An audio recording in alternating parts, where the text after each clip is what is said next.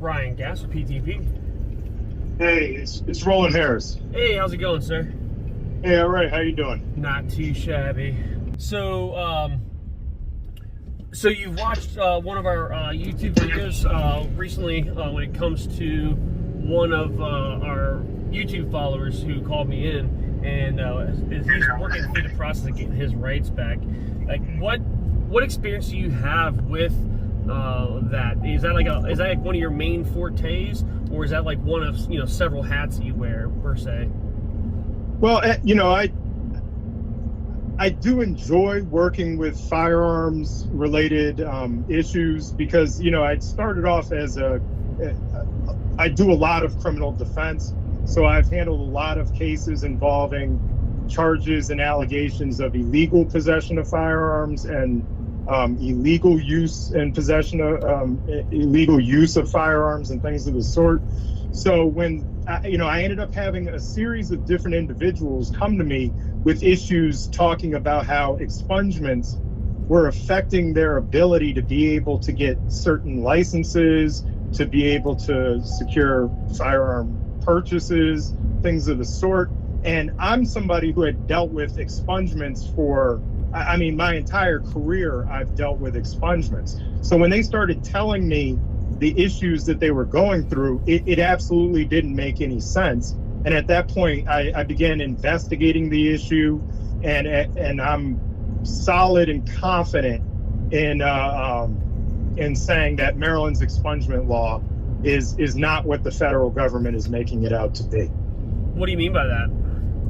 Well, so everyone keeps talking about the Wyoming case. So there's this case, Wyoming Crank versus the ATF. And it's a case that occurred in Wyoming where there was an issue concerning Wyoming's expungement law and the ATF's interpretation of their expungement law. And, that was brought up through their court system, and the court ruled in favor of the ATF in that their expungement statute wasn't sufficient to meet the federal definition of what an expungement is. And as a result, the ATF had the right to deny the Wyoming in their situation was doing something that involved, the state had the ability to bypass federal checks. And so as a result, the court ruled in favor of the ATF, and Wyoming essentially had to abandon that law. And for some reason, the FBI has interpreted that piece of case law as being applicable to Maryland's expungement statute. And they've said that it fails to constitute a total obliteration of the record or a complete removal of the conviction and all of these other things. But all one has to do is, one, look at Maryland's expungement laws, or two, see how it is that our courts interpret our expungement laws and how they get used in all of the, all of the other relevant factors. And you can see that it's light years difference from what was going on in Wyoming. Wyoming's law was actually designed. It's essentially its preamble stated this is for the purposes of getting your firearms back. That's not at all what Maryland's expungement statute is for. Maryland's expungement statute, its purpose is to restore people back to the position they were in before they had the conviction. That's the purpose of the expungement. So, the difference in the intent is totally, completely different. So it's Maryland. So in your opinion, Maryland's expungement system and whatnot, it is adequate. It's just being misinterpreted or misjudged by representatives of the FBI. Is that correct? Yeah, the FBI is of the opinion that what we do is we can store your records for future law enforcement purposes. And when you look at, the Wyoming case, what happened was Wyoming's expungement statute allowed the state to store the records, and they could use them for things like sentence enhancement or for calculating your guidelines. And the records were readily available to law enforcement for law enforcement purposes. So essentially, all a police officer or any investigator would have to do is just show up and ask to see the records, and they would automatically get them. But that's not how Maryland's statute is written. Maryland's statute is very complicated, but that doesn't negate the fact that that's not what it does. One of the things that Maryland's expungement statute does is it breaks down into 3 different forms of expungement, one of which is obliteration, and then the 2 other forms are essentially ways of either sealing up the records or somehow destroying the ability to get access to the records.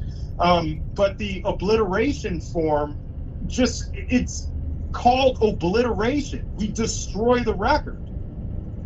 And in all honesty, most expungement orders do not state that the records are to be stored anywhere. They're all of the obliteration form. And so for the FBI to say that the records remain available to law enforcement for law enforcement purposes, that's not true, because the records get destroyed.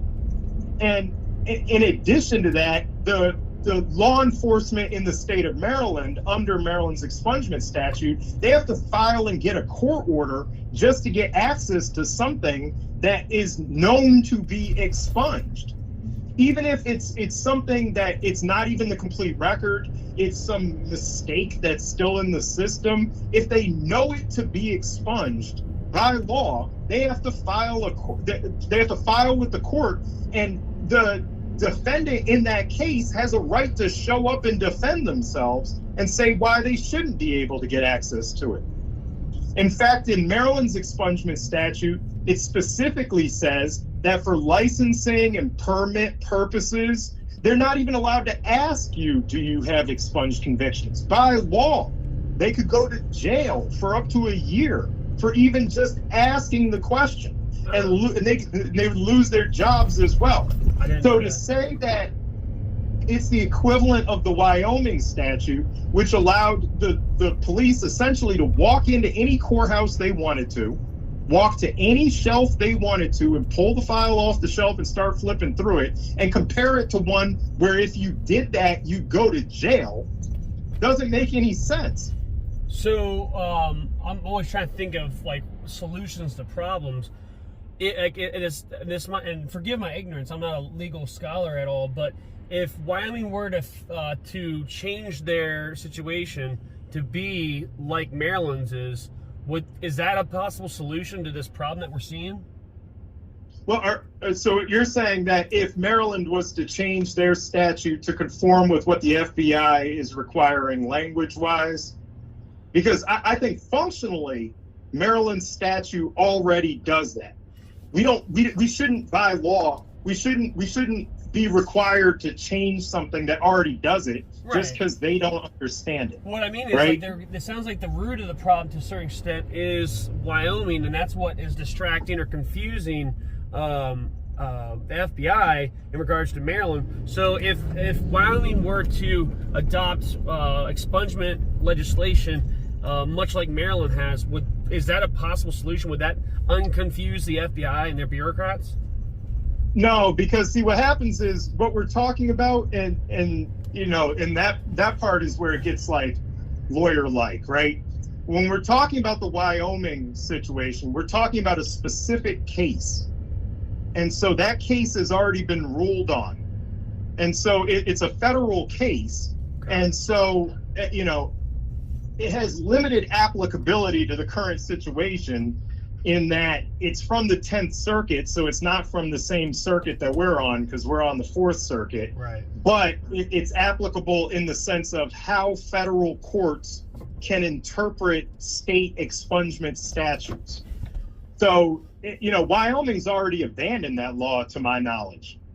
They don't use that law anymore, because that law was exclusively for the purposes of getting your firearms back, and the court ruled that it can't be used to get your firearms back. Right. So they would need to abandon that statute and move on to some other statute. So Wyoming changing their situation isn't going to change the fact that the federal court ruled on a fact pattern And what the feds are arguing is that that fact pattern applies to Maryland's expungement statute, but and our argument is that factually they're not the same case.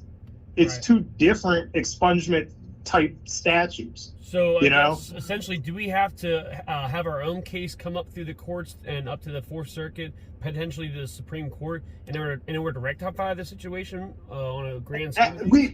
Yes, and I think we are going to have to do that because we made an effort. We made an effort to essentially. There was a proposal in the General Assembly the last go round where they would modify the language in the expungement statute to essentially put the magic words that the FBI was requiring. But the spirit of the law would have remained exactly the same. The purpose of Maryland's expungement statute would have remained exactly the same. It would have just been a couple rewording of, a couple of times where we had to reword things just so that we could appease the FBI. And the General Assembly was not willing to pass it. What was their pushback on that? I don't know. I wasn't there for the entire back and forth, but people were complaining about whether or not they'd have to get rid of investigative files and all of these other things.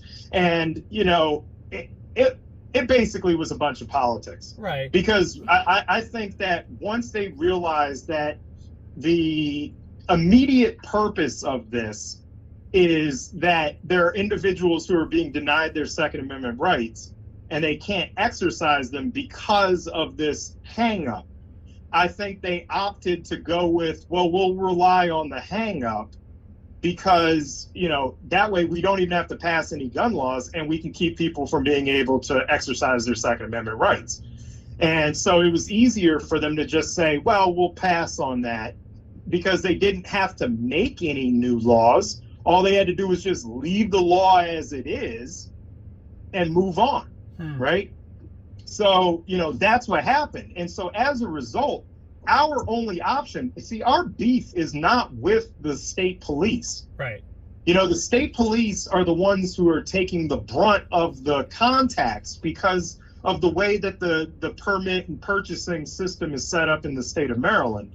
It's set up so that you have to go through the state police. Right. So everyone's like, oh, the state police are doing this. The state police are doing this. But the truth is, they would approve these individuals, but for the mandate sent down by the FBI.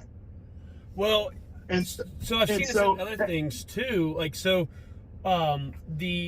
get what you're saying. The Maryland State Police is not the issue necessarily. Maryland necessarily is not the issue. It's the FBI, and the Maryland State Police is leaning on that. They're saying, hey, I'm sorry, it's not our thing. It's not Maryland's thing. It's what the FBI is saying. But at the same time too, at a different agency. But isn't marijuana illegal in the United States? And doesn't Maryland ignore the federal government when it comes to what they say on that? Couldn't Maryland, if they really wanted to, couldn't they ignore the federal government when it comes to this type of issue and being denying citizens their rights? No, because the problem is that the way that the system is set up, it's technically a two-tiered system. So in order for you to to purchase a firearm, you have to pass both the state and the federal background checks. Right. So what they do is they assign responsibility to conduct the federal background checks to the state police. So now both your state and federal background checks occur at the state level. And then the FBI, all they have to do is just throw in occasional rules. And that's how the state police end up in this position where they're like, look, we have to deny you because we are tasked with having to do what the FBI would do. So even if they ignore it, they don't have the power to approve them under the Fed. So until we get this case up through the Fourth Circuit and potentially to the Supreme Court, is there any solution for people who were once prohibited persons in Maryland and have had their past expunged? Is there any path for them currently to be able to access their Second Amendment right? Is there any loophole or anything like that, or any solution? Well, there's not. It's what you end up having to do is you have to go through the OAH, get the ruling, and then keep appealing it, right?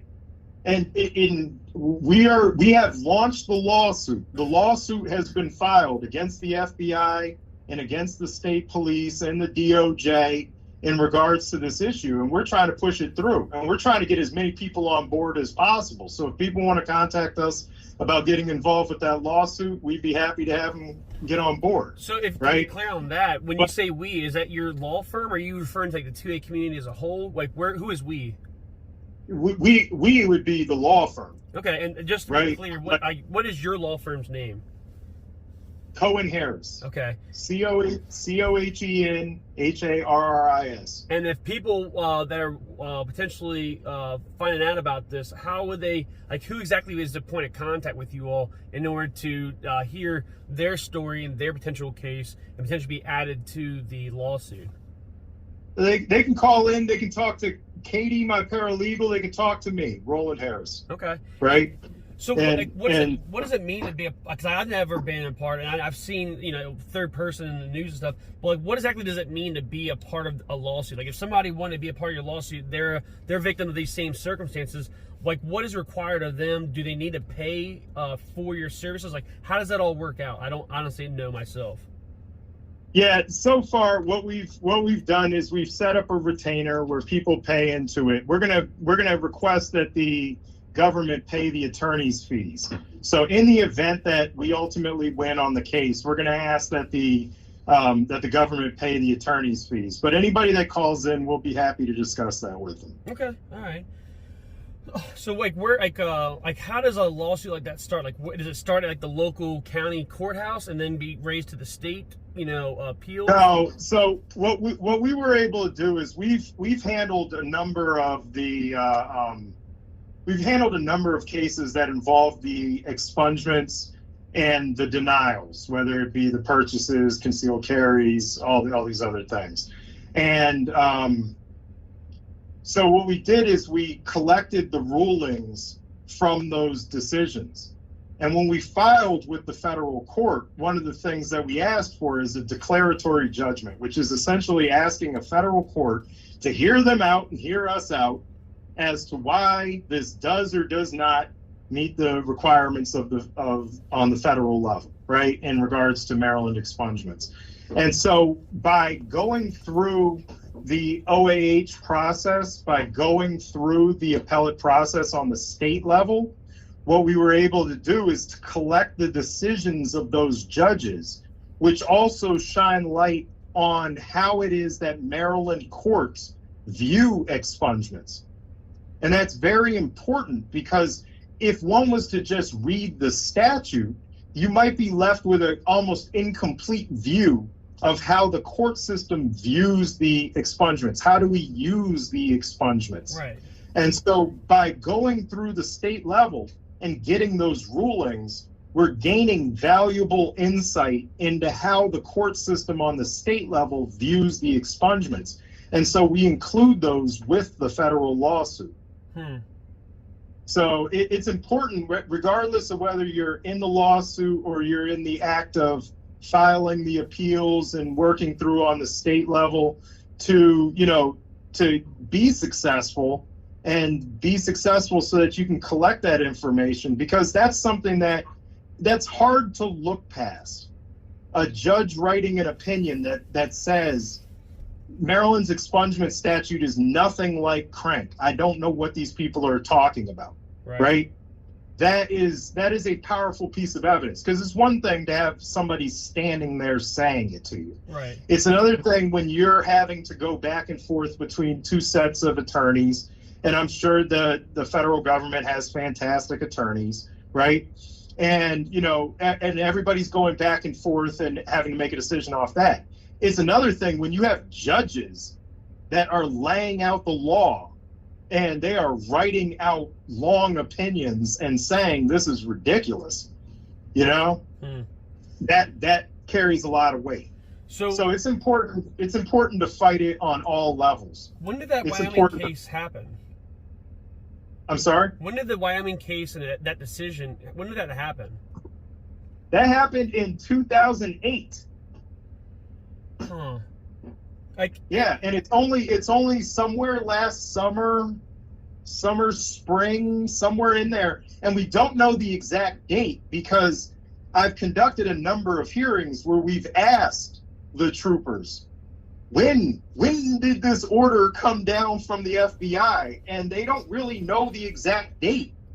is there like is there a print off of this actual order? Like, is there an email that we can, FOIA and show, hey, here's when it first came down and was given to Sergeant so-and-so? Is there anything like that? Now, I will say I have seen an email that was sent, I believe, in March of this year to from the FBI to the state police, saying specifically that they will not accept Maryland expungements and that it fails to constitute a total obliteration of the record. And that was the first document that's been made available, and based on the testimony that's been received during the course of the hearings, I believe the troopers when they say that they were told to do this. I don't think that they had anything in writing prior to March of this year. Huh. Yeah, because I've been, I don't know what it is, but I've been noticing and hearing more of these situations pop up.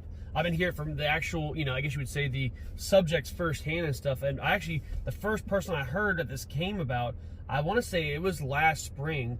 Long story short, it's a client of mine client/friend of mine, and he's been, buying firearms for years. He actually has his HQL. He actually has his handgun permit, but if he goes to buy handguns now, the state police deny him based off of this type of situation. And again, he still has a valid HQL and a valid handgun permit. He just is not allowed to buy handguns because of this. Well, I will tell you this. They are going through, and when someone goes in for one thing, they're checking for all the things that they already have, and they can send a revocation. And we've represented individuals who come in for one particular thing, a firearms purchase per se, or something of the sort. And then they find out that not only do they have the firearms purchase denial, they get a revocation letter in regards to their HQL couple days or weeks later. So it's really, or you'll come up for a renewal or something of the sort, and that's when they'll use that opportunity. Because to be honest with you, and I don't, the state police were advising people to get expungements. Right. And so, there are probably thousands of people out there that have expungements, and it's ridiculous. I mean, I represent individuals with convictions from the 70s, right? From the 70s. And that's the debate that we're having. I represent individuals, there's some individuals I represent whose records are so old that the court can't find them anymore. Wow. And you're like, how can you be prohibited by something that nobody can even prove? Right. Well, I mean, so I can't investigate it. I can't. Right. I have what it is that the court has, and I can't tell what it's supposed to be. So right. Essentially, someone like that should be able to appeal, and unless there's some type of substantiation of a prohibiting crime having been committed in the past, should they still be denied their right, or are the state police or whatnot still denying them their right? Well, that's that is a little different from the expungement issue. There's people that have expungements, and then there's people that still have just really old convictions of some sort. And it becomes, how do you go about presenting what the conviction was so that you can do something like a quorum nobis and get the conviction changed into a probation before judgment or something else? Because there's ways, if you still have the conviction, to even go about cleaning up your record. The expungement was the expedient route that the state police were informing everybody that they could use. And because an expungement, depending on when you filed it, could be a couple months to, a year. Right. Depending on, what court system you were in. But the quorum nobis and all this other stuff, I mean, those options are still available to people that have actual convictions. But the timing. Again, if you can dumb it down for a guy that was in the Marine Corps for 5 years. So if somebody still has a standing conviction, no expungements, stuff like that, they have a standing conviction, what would generally speaking, what would be your legal advice on how they should go about addressing that so they can access their rights, knowing that this expungement thing is still screwed up? That's an interesting question, because it's actually a multifaceted, and so I'm gonna try to keep it simple, but I'm gonna be honest with you. I represent a couple Marines, and I don't think it needs to be dumbed down. But the options are kind of a couple different ways. One is that you can look at the conviction itself and see if the current statute would still be prohibiting. Okay? And what I mean is there are certain charges that at certain points in time, such as I represent an individual where the maximum penalty was raised for 3 years and then it was lowered again. So during that 3-year period is when the conviction happened, right? So you're prohibited if at the time of your application, the maximum penalty exceeds 2 years. So you have to do things like, even if someone has a conviction, you have to see what the maximum penalty is for that offense now and see if it's still prohibiting, right? And then there's different requirements for whether it's a HQL versus a purchase versus a concealed carry. Because a concealed carry might say there's an absolute ban on anybody who has a controlled dangerous substance conviction, whereas the HQL is a time restriction. So it becomes very technical if you have a conviction, but you can actually get through that asteroid belt and find that you are not prohibited. You just have to show that the maximum penalty isn't what it is, or that it's something else about the conviction, and try to work it through that system. If not, your options ultimately become the filing of the file. In most cases, if it's after a certain period of time, you can't file a post conviction anymore, but you'd file something called a quorum nobis, which is an argument that you're being denied certain fundamental rights as a result of the conviction, and that you go to the court and you ask the court to change your sentence. And when we get into the range of talking about being able to get things expunged, you're talking 10 years or more by statute. You have to wait for an expungement. So by the time we really start getting into having this conversation, there's usually been enough time passed that I think the average Joe judge looking at the situation would say, I kind of get it. Time has passed. Yeah. And so you could file a quorum nobis, and fight it. Or you can file the expungement and get on board, but understand that puts you in a weird category, because technically your conviction doesn't exist under Maryland law in the first place. So it's it's kind of a precarious spot to be in, where your conviction doesn't exist, but they're arguing that the federal government has decided that your conviction still exists. So it's the quorum nobis route, reopening the case and getting them to change the sentence, or sometimes you can break it down into its component parts and figure out if the maximum penalty or something, or the equivalent offense is different, or whatever it is, and kind of just break it apart like that. All right. Yeah. So as confusing as it sounds, what I would say is, this is not a pitch necessarily for our services, but right. Talking to an attorney would likely be a good idea. Oh yeah, definitely. No, this is definitely a lot, and it's definitely like I've been like kind of I wouldn't say daily studying it, but I've been definitely looking at this topic a lot more, talking to a lot more people, doing my research, and I'm not gonna lie, I'm still confused, you know, but yeah, it's I mean like definitely brought some clarity to the situation. While it's still not I'm not 100% on it and stuff. I'm sure if I had gone to law school and paid attention like I was supposed to growing up, I probably would have a better sense of the situation. But it's definitely it's ignorant. I mean, it's ignorant that these people are being denied their rights for like stuff that happened decades ago, and or stuff that they can't even substantiate that happened, you know, years or decades ago. Yeah. Oh man. Yeah.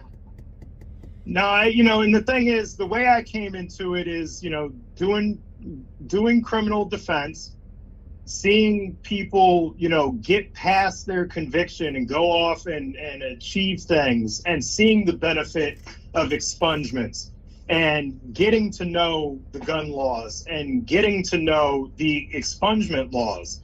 And when people started coming to me with these issues, I mean, my face scrunched up because I was like, that doesn't make any sense. What are you talking about? And there hasn't been, I would say, a person who is skilled in the law who hasn't, once they've heard the full thing. And when I lawyers, judges, paralegals, just people who I've talked to about this particular issue, because I can't help it, I talk about it a lot. Yeah. And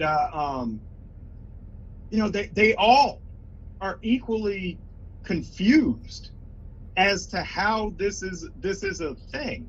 Right. Because in the state of Maryland, the expungement laws, we really do set up our expungement laws to help people get to a new place, and that's why it's hard to get an expungement in the state of Maryland. I mean, part of our argument in regards to the expungements is that, when we talk about being a law-abiding citizen, so when you look at Bruin, it talks about law-abiding citizens and their right to possess under the Second Amendment.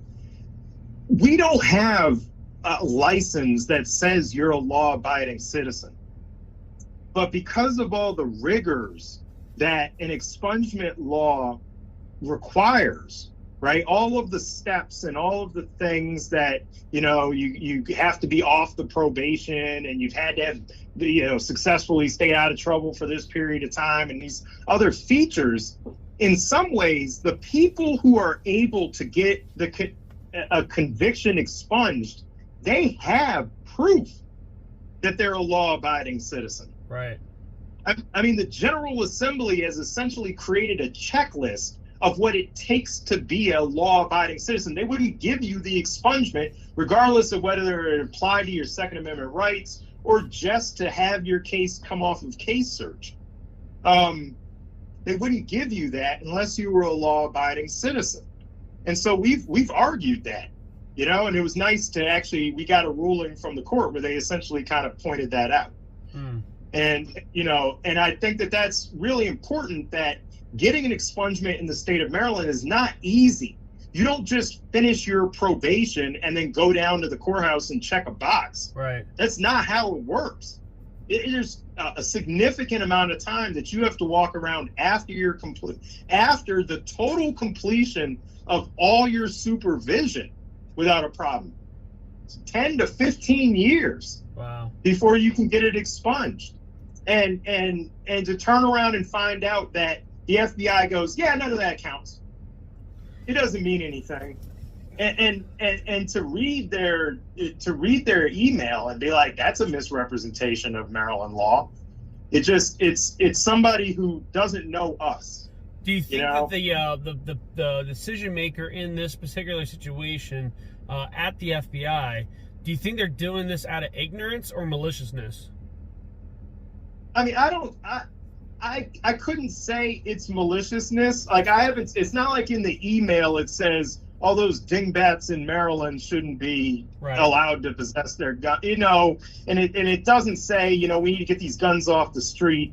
And, at this point, I mean, I hope I don't jinx it by saying it, but it doesn't seem like they're launching large scale efforts to grab up all the guns. You know, I'm gonna knock on wood and hope and pray that things remain in their current, in their current state in regards to that particular issue. But what I will say is that it's not an in-depth legal analysis. It's not a full legal memorandum. It's a very superficial email that somebody could write in 20 minutes just sitting at their computer, right? Without much, there wasn't like a series of different pieces of case law or reference to regulations or reference to statutes or anything. It was just kind of like, it's not this, so it's that. And you're like, that would not be sufficient. That would be the kind of thing I would, use as my notes, but I would never submit something like that to the court. Right. Well, and so I think that it's a superficial view. I think it was very hastily decided, and I think now with the lawsuit they'll have to spend a little bit more time on it, and we'll get more meat on the bones and kind of get their position flushed out a little bit. And I hope that with further research and review, they'll, decide that we're right. And if not, we'll go to the judge. Right. We've gone to a bunch of judges already. So you brought up something that actually is a good point. I just want to be clear. So have you noticed people in the situation who are currently being denied their right, who maybe in the past weren't? Have you noticed ever any type of situation, per your experience, where the federal government or the state government is coming to their door to find the firearms they had bought in the past legally and taking those back from them now that they are being redetermined to be a prohibited person? I have not heard of a circumstance like that in regards to any information I have. Okay. Right? In regards to any information I have. Right. It's only a hop, skip, and a jump. I mean, it's not something that couldn't happen. Right. Right. And, and so I will, just to kind of, keep it, on a level on which I can discuss it, I would say based on the information I have, that has not been something that has happened, which is why I'm kind of staying away from whether it's malicious or not. Right. Versus just a very superficial review. And another thing you said earlier, and I don't want to put words in your mouth. Did I hear you say earlier that there was legislation, a proposed bill in Maryland this year that would have clarified the text, the words of the law to be able to dispel this problem? Was there a proposed legislation in Maryland that would have done that this past year? Yes. Yes. If you mind me asking, you may not know this off the hand, but who, and I try not to mix politicians and parties in my business too much, because I have people from all different walks of life, but if you mind me asking, if you recall, what politician or politicians proposed that bill, and then also what politician or politicians bucked back at that and didn't allow that to come to fruition? I'm not going to be able to comment on that in particular. I know there was a bit of a team pushing towards getting the change. Right. And but there was definitely a bill. And my understanding is that it passed, I believe, the House, and then was essentially shelved in the Senate. Huh. That's my understanding. And you may not know. I wish I remembered the number of it so that people could look it up. Right. But, if you get a chance, maybe later, if you happen to remember that bill name, I'm sure is it SB or HB? It sounded like it was a Senate bill. I think it was HB, but I'm not sure. Okay, so yeah, if you remember that later and stuff, you can send it to me. I'm definitely curious. I wasn't aware of that bill, and I definitely will do what I can to put pressure on individuals to hopefully push that and promote that and pass that next year during the legislative session. Because it was like, and it was such all it was to kowtow to the FBI. Right. Because already in the state of Maryland, we don't use expungements for sentence enhancement purposes. We don't use it for, other law enforcement purposes. Like, law enforcement can't just walk in there and go get expunged records, if those records even exist anymore, because there's a form of expungement in the state of Maryland called obliteration. Right. So if those records even exist anymore, or exist in any form, they can't get access to them in the absence of a court order that can be a contested hearing involving the individual who the records pertain to. So whether this situation is rectified and cleared up through the courts or through Maryland legislators next legislative session, when and if it is fixed, would individuals need to send a letter to the FBI demanding that they obliterate their record that they have of the situation as well? That's part of what our lawsuit is asking for, is that the FBI should have to comply with the expungements on the state level. Especially, we believe that Maryland's expungements are sufficient, and they should have to comply with that as well. There's no reason for them to keep the record. Right. The problem is that, like, let's be real here. A Maryland order doesn't necessarily have the same effect on the federal level, which is why we almost need a judge to say to the FBI, you guys got to comply with this. That's the reason why that language is there in 18 USC 921A20, where it says, expungements and whether it constitutes a conviction shall be determined by the jurisdiction in which the conviction occurred. And that's the reason that language is there, so that you can go and get the expungement on the state level, and it has the effect on the federal level. And so, that's one of the things we asked for. That's one of the things we asked for in regards to the federal lawsuit. Because right now, a circuit court judge could issue an order to the FBI, and the FBI could turn around and say, well, we don't need to follow this. Right. You don't have any power over this. You can't tell us what we have to destroy, So I think that, working these cases on all levels, through the OAH, through the circuit court on the state level, as well as moving with it on the federal level, is a good thing, because so far, knock on wood, and I hope everything proceeds swimmingly, we're collecting wins that are different judges every time reviewing the same exact issue and coming back with the same conclusion that this doesn't make sense. It's been expunged. Stop using it. Right. And so it just bolsters the position that, even if one was defined the other way, it'd still be them versus all the other ones. Wow. Yeah.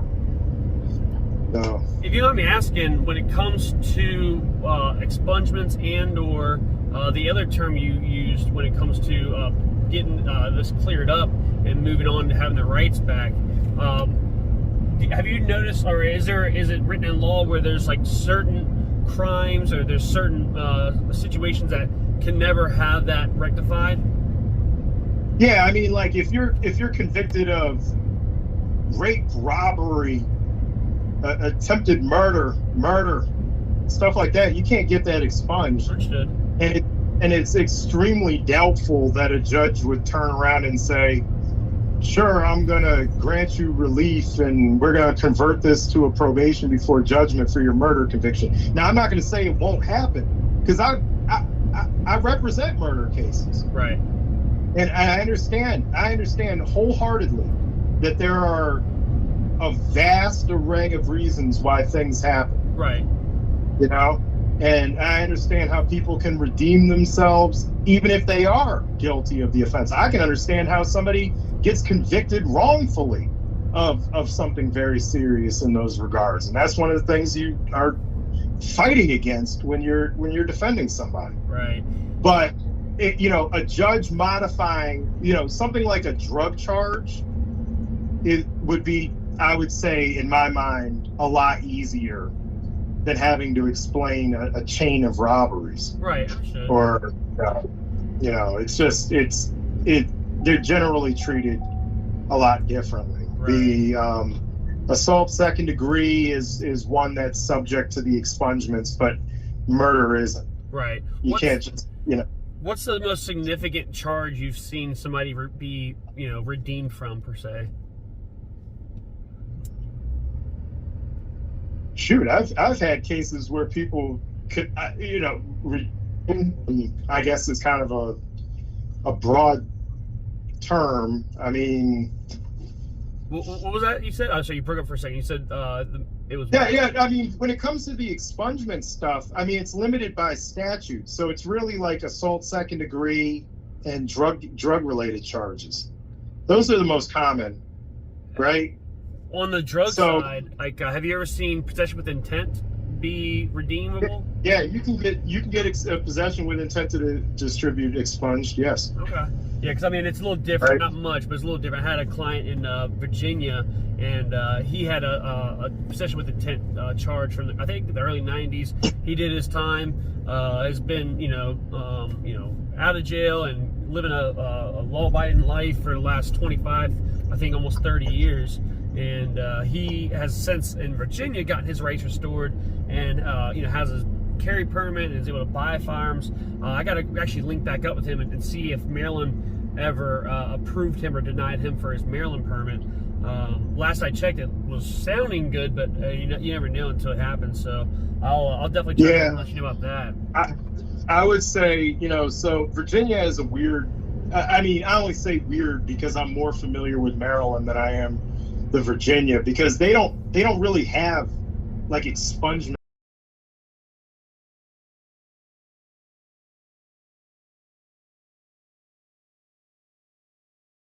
2025 or something.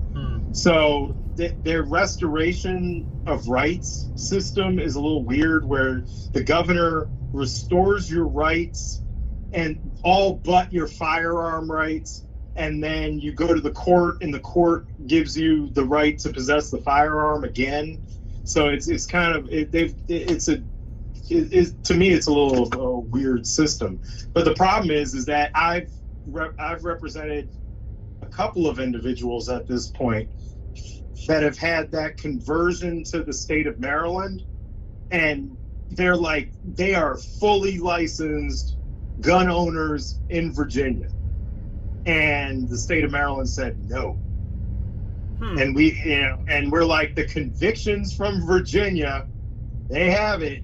And it was incredible, because like one of them it was a lot of fun, really. I representing some of these cases, but they get to the point where you have to decide which Maryland statute is the equivalent a Virginia statute. And that's something that happens when people come in state with out-of-state convictions. So if it intent to distribute in Virginia, it might have been labeled as a felony possession with intent to distribute in Virginia, but does it actually convert to a possession with intent to distribute in the state of Maryland is another issue. But in regards to possession with intent to distribute, the statute that this one particular case that I had, like, everybody misinterpreted it, in my opinion. That case is still pending, but everyone misinterpreted it. I think we got it right. And that's not me being cocky. That's me sitting down and really looking at the issue. Right. But with possession with intent to distribute in the state of Maryland is such a vague statute. It's just possessing it under sufficient circumstances to indicate an intent to distribute. Like, that's the elements of possession with intent to distribute. So it covers a wide array of potential elements that Virginia could have for their possession with intent. But that's a long version of what I could have said simply, which is that you have to look at the statute out of state and see which statute in the state of Maryland would be the equivalent of that statute, and then find out if the Maryland statute would be prohibited. Huh. Yeah. Oh man, lots of digest. Yeah. That one's a complicated issue, but it's a lot of fun because I find for the most part contacting the courts in other jurisdictions, getting the information together, doing the research and the writing, all of that other stuff. It's always nice to kind of catch up on what other states are doing. Yeah. Huh. Yeah. All right, well, sounds good. Hey, well, I appreciate a phone call and talking about all that stuff. I know your time is, limited and stuff. You're definitely probably busy with doing these different cases. Just for the record, again, if people need to reach out and because they are being denied their rights based on past situations, how can they get in contact with you? Our firm number is 888-585-7979. I'll say that number again, 888-585-7979. And our website is cohenharris.com. So that's CohenHarris.com. Okay. And then the point of contact is either Katie or yourself, Mr. Roland Harris? Yep. Nice. All right. Well, sounds good. Well, I'll if you don't mind, do you mind if I actually post this on our YouTube channel, maybe later this afternoon or later this week? No problem. All right, cool. I might do that because I know that we have, with some of the videos I've done recently, some of our followers or people that find our page and stuff, they end up having situations like this, and I get a lot of actually phone calls. I probably get, depending on the week and stuff, anywhere from 2 to 5 phone calls on this topic every week. And obviously I can't help them and stuff, but we just kind of talk about it and talk through what they're dealing with and what the state might be saying, things of that nature. But it's nice to have a resource available to direct people to, hey, this person knows what they're talking about. They're already dealing with situations like this. They already have a lawsuit that you could potentially be jumping on as well, to be able to rectify the situation for not only themselves but for people anywhere it's covered under the the same circuit. It's not. That's why I like to tell people is if you were to be a part of a lawsuit like this, it's not just about you and your rights. It's also about setting precedent going forward so other people aren't find themselves in the same situation being denied their rights too. Absolutely. Nice. Hey, well, I appreciate it. I definitely do. And if you do you mind if I call you on other similar related subjects or topics in the future to talk about? No, absolutely. Cool. And I appreciate you having me on for today. Yeah, absolutely. Sounds good. I really do appreciate it. Okay.